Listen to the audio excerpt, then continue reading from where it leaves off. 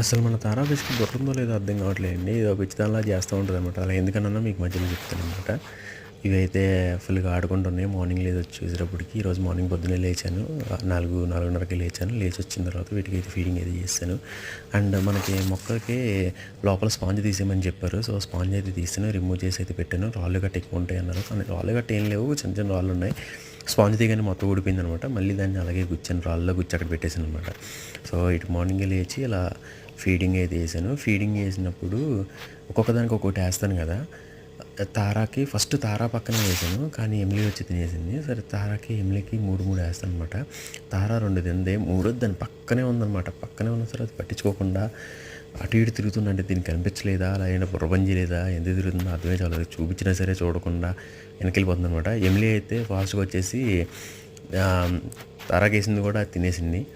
So, ఇవి తిన్న తర్వాత ఎప్పుడు మామూలుగానే ఒకదాని కూడా పరిగెడుతుండే, అంటే తారానికలు ఎప్పుడు ఎమిలీ పరిగెడుతుంటారు కదా, అలా పరిగెడుతూ ఉంటుంది అనమాట. ఇవి ఎందుకు తినడం అరగడం కోసమా లేదంటే దేనికోసం అర్థమే కాదు. సో, ఇంకో విషయం వచ్చేసరికి నైట్ చూసినప్పుడు మన ఎమిలీ ఫిష్ అయితే మనం పెట్టిన పీవీసీ పైప్లోకి వెళ్ళిందనమాట. ఏదో హైడింగ్ స్పాట్ యూజ్ చేస్తున్నట్టు. అలా యూజ్ చేస్తే కొంచెం హ్యాపీగా ఉంటుంది చూడడానికి. అంటే పెట్టింది చూడడానికే కాదు, వాటికి కూడా యూజ్ అవుతుందని తెలుస్తుంది కదా, అది కొంచెం బెటర్. ఇంకో విషయం ఏంటంటే మనకి 50 సబ్స్క్రైబర్స్ వచ్చారండి. సో, ఒక చిన్న మైల్ స్టోన్ లాంటిది అయితే రీచ్ చేయాలనుకుంటున్నాను నేను.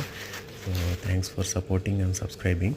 అండ్ యాక్చువల్గా ఫిష్లు నేను తీసుకొచ్చి పెంచుతున్నాను, కానీ ఎలా పెంచాలి ఏంటి అనేది మీరే చెప్తున్నారనమాట. మీ సజెషన్స్ వినే నేను మొత్తం నేర్చుకున్నాను. నేనైతే బిగినర్ని ఇప్పటిదాకా ఎప్పుడు ఫిష్ని పెంచలేదు. చిన్న చిన్న అంటే మన ఊర్లో పెరిగే పట్టగడసలు లాంటి వాటిని తప్ప ఇలాంటి ఫిష్ని అయితే ఎప్పుడు పెంచలేదు. థ్యాంక్స్.